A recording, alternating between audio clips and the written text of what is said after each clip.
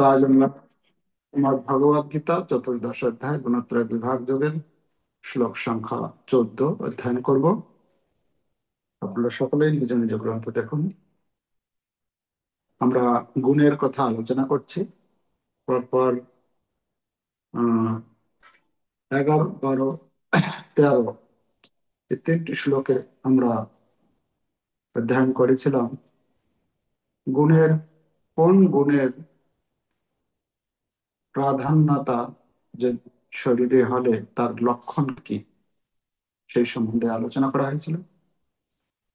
সপ্তগুণ যদি শরীরে প্রভাব বিস্তার করে তার কি লক্ষণ, রজগুণ এবং তমগুণ যদি শরীরের মধ্যে প্রভাব বিস্তার করে তাহলে তার কি লক্ষণ। তখন প্রশ্ন হচ্ছে যে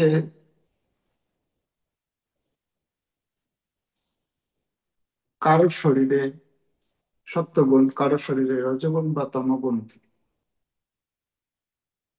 বৃদ্ধি পেয়েছে। তো সেই ক্ষেত্রে যদি সেই সময়ে যদি সে মৃত্যুবরণ করে, শরীর ত্যাগ করে, তাহলে তার গতি কি হবে। তো সেই সম্বন্ধে বলতে গিয়ে ভগবান শ্রীকৃষ্ণ 14, 15 এই দুটি শ্লোকে বর্ণনা করছেন যে কোন গুণে শরীর ত্যাগ করলে তার কি গতি হবে। তো আমরা এখানে অধ্যয়ন করব। শ্লোক দেখুন। যদা সত্যে প্রবৃদ্ধে তু প্রলয়ং জাতি দেহভৃৎ তদুত্তমবিদান লোকান অমলান প্রতিপদ্যতে। যদা সত্ত্বে প্রবৃদ্ধে তু প্রলয়ং জাতি দেহভৃৎ তদুত্তমবিদান লোকা অমলান প্রতিপদ্যতে। যদা সত্ত্বে প্রবৃদ্ধে তু প্রলয়ং জাতি দেহভৃৎ তদুত্তমবিদান লোকা অমলান প্রতিপদ্যতে। এই শ্লোকের অনুবাদ এবং তাৎপর্য শিল প্রভুপাদ কৃত। শিল প্রভুপাদ কি জয়।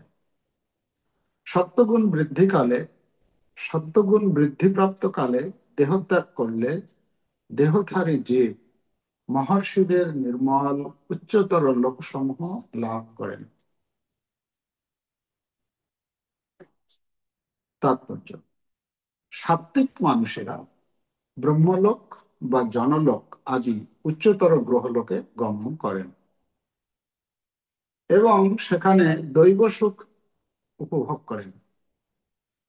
এখানে অমলান কথাটি অত্যন্ত তাৎপর্যপূর্ণ। এর অর্থ রজ ও তমগুণ থেকে মুক্ত। জড়জগৎ কলুষিত, কিন্তু সত্যগুণ জড়জগতের সবচেয়ে নিষ্কলুষ অবস্থা। বিভিন্ন জীবের জন্য বিভিন্ন রকমের গ্রহলোক আছে। সত্যগুণে যাদের মৃত্যু হয় তারা মহর্ষি ও মহান ভক্তদের বসতি স্বরূপ উচ্চতর লোকে উন্নীত হয়।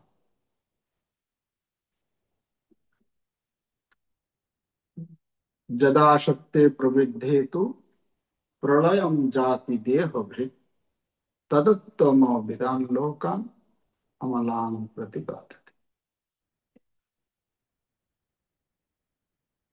এই 14 নম্বর শ্লোকটিতে যারা সপ্তগুণ সম্পন্ন ব্যক্তি,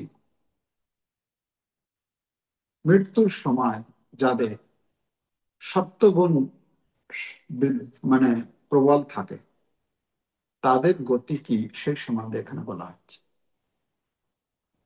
আর 15 নম্বর শ্লোকে রজ ও তমগুণের ব্যক্তির কথা বর্ণনা করা হচ্ছে। তা আজকে আমাদের আলোচনার বিষয় হচ্ছে সপ্তগুণে যদি একজন ব্যক্তি সঠিক শরীর ত্যাগ করে তাহলে তার গতি কি, সেই সম্বন্ধে এখানে বলা হচ্ছে যে যদি সপ্তগুণে কোনো ব্যক্তি শরীর ত্যাগ করে তাহলে তার কি হবে? অমলান প্রতিপদ্যতে। অমলান মানে যেখানে অমল বলা হচ্ছে, অমল বলা হচ্ছে কেন? অমলান প্রতি, অমলান মানে হচ্ছে নির্মল, নির্মল মানে হচ্ছে প্রকাশ। হ্যাঁ, যে সমস্ত, এই যে আমাদের ব্রহ্মাণ্ডে 14টি লোক রয়েছে, উপরে 7টি, নিচে 7টি। আমরা ভূলোকে আছি, পৃথিবী লোকে। আমাদের উপরে আছে ভূগোলক, তার উপরে স্বর্গলোক। ভূলোকে মনুষ্য অবস্থান করছে, মনুষ্য অন্যান্য পশু পাখি ইত্যাদি প্রাণীগণ অবস্থান করছেন। আর এর ঊর্ধ্বে হচ্ছে ভূগোলক, যেখানে ভূত, প্রেত বা অশরীরী যে সমস্ত প্রাণী তারা অবস্থান করছে। তার ঊর্ধ্বে হচ্ছে স্বর্গলোক, ইন্দ্র, চন্দ্র, বরুণ ইত্যাদি দেবতাগণ যেখানে থাকে। তার ঊর্ধ্বে আছে মহলোক। স্বর্গলোকের ভূ, ভুব, ভূলোক, ভূগোলক, স্বর্গলোক, তারপরে আছে মহলোক, তারপরে জনলোক, তারপরে তপলোক, তারপরে সত্যলোক। এটা হচ্ছে এই ব্রহ্মাণ্ডের অন্তিম লোক, মানে একদম সর্বোচ্চ লোক হচ্ছে ব্রহ্মলোক। তো এখানে বলা হচ্ছে কি, অমলাং প্রতিপদ্যতে তদুত্তম বিদান লোকান, তদুত্তম বিদান লোকান। সেখানে কে থাকে? অমলান। অমলান লোকে কে থাকে? উত্তম বিদাম, মানে মহর্ষি, যারা উত্তম ব্যক্তি, তারা সেখানে অবস্থান করে। তো সেখানে কোনো রজ আর তম গুণের প্রভাব নেই, সেখানে হচ্ছে শুধু সত্য গুণের প্রভাব। মানে মহলোক থেকে স্বর্গলোকের ঊর্ধ্বে, স্বর্গলোকের ঊর্ধ্বে,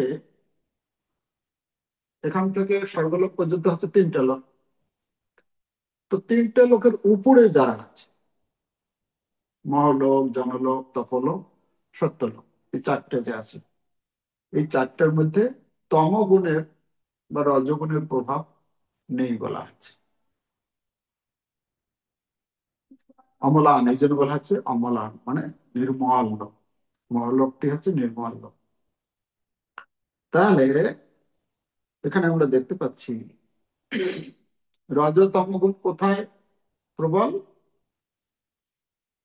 যত নিচে যাবে তত হচ্ছে স্বর্গলোক, সেখানে রজগুণের প্রভাব আছে। তার নিচে রজতম, আমাদের এই ভূলোকে রজতম,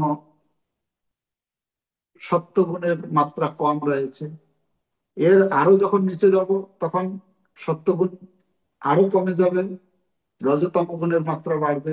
আরো নিচে যাব তো ধীরে ধীরে রজগুণের মাত্রা কমবে, তমগুণের মাত্রা বেশি হবে। তো এরকম ভাবে সাজানো আছে এই 14টি লোক। এখানে যে কথা বলা হচ্ছে মহর্ষিদের, সে মহলোকে যাবে, মহলোকে যাওয়ার কথা বলা হচ্ছে। মহলোকে, মহলোকটি এরকম, যখন প্রলয় হয়, প্রলয়ের সময়, তখন কি হয় আমাদের এই, এই 3টে লোক, ভূলোক, ভূগোলক আর স্বর্গলোক, এই 3টে লোক প্রলয় হয়েছে। তখন কিন্তু মহলোক প্রলয় হয় না। ঠিক আছে? প্রত্যেকটা যে ছোট ছোট প্রলয় গুলো হয়, এই প্রলয়ের সময় এই 3টে লোকের প্রলয় হয়। মহলোক তখন প্রভাব পড়ে না সেই প্রলয়ে। কিন্তু যখন চতুর্যুগ, সত্য, ত্রেতা, দ্বাপর, কলি, এই 4টে যুগের যখন অবসান হয়ে যায়, তখন তার প্রভাব মহলোকে পড়ে। ঠিক আছে? তো তখন আবার তার যে ঊর্ধ্বের লোক আছে, সেটা তাতে প্রভাব পড়ে না। মহালোকের ঊর্ধ্বে হচ্ছে জনলোক। তো এখানে মহালোকের কথা বলা হচ্ছে। এক সময় কি বলে, মহাভারতে মহাভারতে বর্ণনা আছে যে কুরুক্ষেত্রের যে যুদ্ধ হলো, যুদ্ধের পরে যুধিষ্ঠির মহারাজকে ধৃতরাষ্ট্র জিজ্ঞাসা করছে যে এই যে যুদ্ধে যারা মৃত্যুবরণ করলো, এদের গতি কে কি, মানে তাদের গতি কি হয়েছে, মানে তারা কোথায় গিয়েছে? কেন মৃত্যুর পরে তো তারা তো কি বলে পুনর্জন্ম বিশ্বাসী। কেন? জানে যে মৃত্যুর পরেও সেই ব্যক্তি নষ্ট হয় না, কোথাও না কোথাও সে যায়। তো সে কোথায় গিয়েছে জিজ্ঞাসা করছে। তখন যুধিষ্ঠির মহারাজ বলছেন যে হে পিতা, হে তাতো, মানে পিতৃব্য তিনি। তো তখন তিনি বলছেন যে এই যে যারা কুরুক্ষেত্রের যুদ্ধে যারা যুদ্ধ যুদ্ধ করেছে, যারা উৎসাহপূর্বক যুদ্ধ করেছে, যুদ্ধ করতে করতে মারা গেছে, তারা ইন্দ্রলোকে গিয়েছে, মানে স্বর্গে গিয়েছে। আর যারা অপ্রসন্ন, মানে খুব দুঃখে যুদ্ধ করতে করতে মারা গেছে, তাদের গতি কোথায় হয়েছে? বলছে তারা গন্ধর্ব লোকে গিয়েছে। আর যারা যুদ্ধ বিমুখ হয়, মানে যুদ্ধ করতে করতে যুদ্ধ থেকে পালিয়ে যাবে এরকম হয়ে যুদ্ধ করতে করতে মারা গেছে, তাদের গতি যক্ষ লোকে। তারা যক্ষ, গন্ধর্ব পরে যক্ষ। আর তিনি বলছেন যারা অত্যন্ত বীরতাপূর্বক যুদ্ধ করেছে, তারা কোথায় গিয়েছে? তারা এই স্বর্গেরও ঊর্ধ্বে চলে গেছে, তারা মানে ব্রহ্মলোক পর্যন্ত গিয়েছে। তাহলে দুর্যোধন আর দুঃশাসন, তো বলা হচ্ছে যদি এই যারা কুরুক্ষেত্রের যুদ্ধক্ষেত্রে যারা মারা গিয়েছে, তারা যদি স্বাভাবিকভাবে মারা যেত, তাহলে তাদের কি হতো? তাদের নরক গতি হতো। কেন? তাদের যে কার্যকলাপ, তারা যে সারা জীবনে যা করেছে, সেটা পাপ পাপ কার্য করেছে। তো সেই পাপ কার্যের ফলস্বরূপ তাদের গতি হতো কোথায়? নরক গতি হতো। কিন্তু যেহেতু যুদ্ধে মৃত্যুবরণ করেছে, তাই তাদের গতি ঊর্ধ্বলোকে হয়েছে। না, এটা হচ্ছে যুদ্ধের নিয়ম, যে যুদ্ধে যদি কেউ যদি দৃঢ়তাপূর্ণ পূর্বক যদি যুদ্ধ করে যদি প্রাণ ত্যাগ করে, তাহলে তার গতি তার গতি হবে ঊর্ধ্বে। ভগবদ গীতায় আমরা পড়েছি, হতো বা প্রাপ্স্যসি স্বর্গম জিত্বা বা ভক্ষসে মহিম। হ্যাঁ, অর্জুনকে বলছেন ভগবান, অর্জুন তুমি যুদ্ধ করো, হতো বা প্রাপ্স্যসি স্বর্গম, যদি তুমি যুদ্ধ করতে করতে মারা যাও, তাহলে তোমার কোথায় যাবে? তুমি স্বর্গলোকে চলে যাবে। আর যদি তুমি জিতে যাও, বিজয় লাভ করো, তাহলে ভক্ষসে মহিম, এই পৃথিবীর ভোগ করবে, রাজ্য সুখ ভোগ করবে। তো এখানে দুর্যোধন দুঃশাসন আদি, তারা যদি স্বাভাবিক মৃত্যু হতো, তাদের গতি হতো নরকে। কিন্তু যেহেতু তারা যুদ্ধক্ষেত্রে মৃত্যুবরণ করেছে, তাই তাদের ঊর্ধ্বগতি হয়েছে বলা হচ্ছে।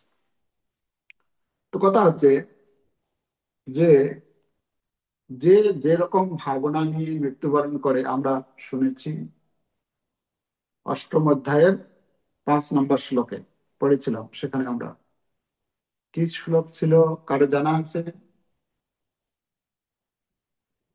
পঞ্চ- পঞ্চম শ্লোক, 8 অধ্যায় 5 নম্বর শ্লোক। সেখানে বলা হচ্ছে মৃত্যুর সময় যে যে ভাব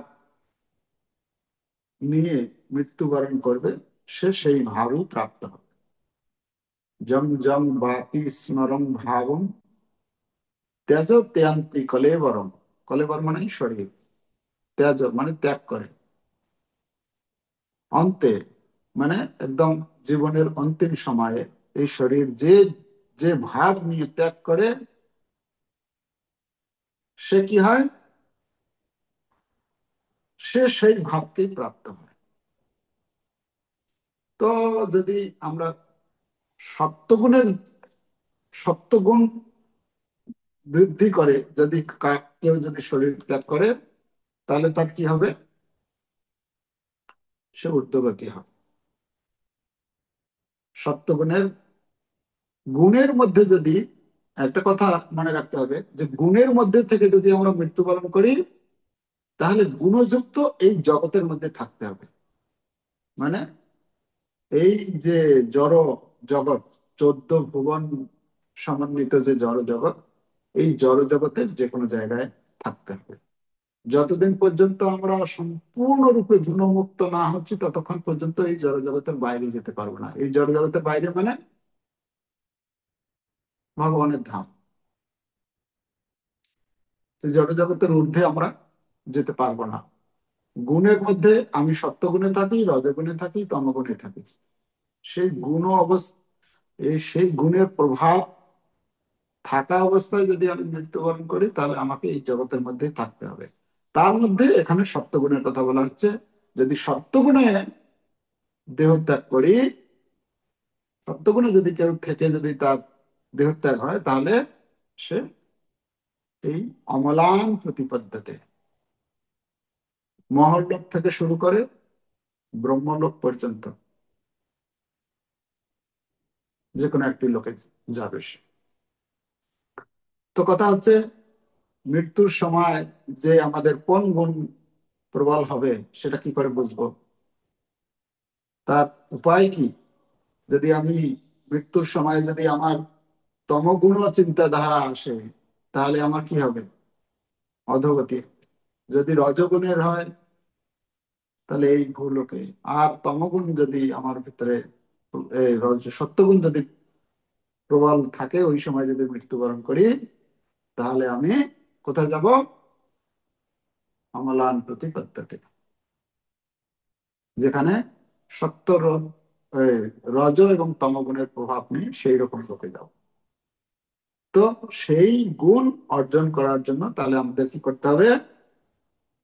আমাদের অভ্যাস করতে হবে। অভ্যাসের প্রয়োজন আছে।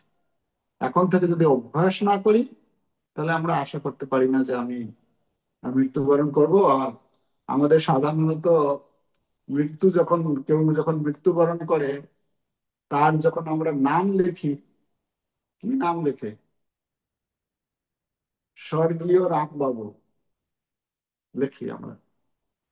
হয়তো রামবাবু হয়তো কোথায় কোন নরকে গিয়ে হয়তো সে কোন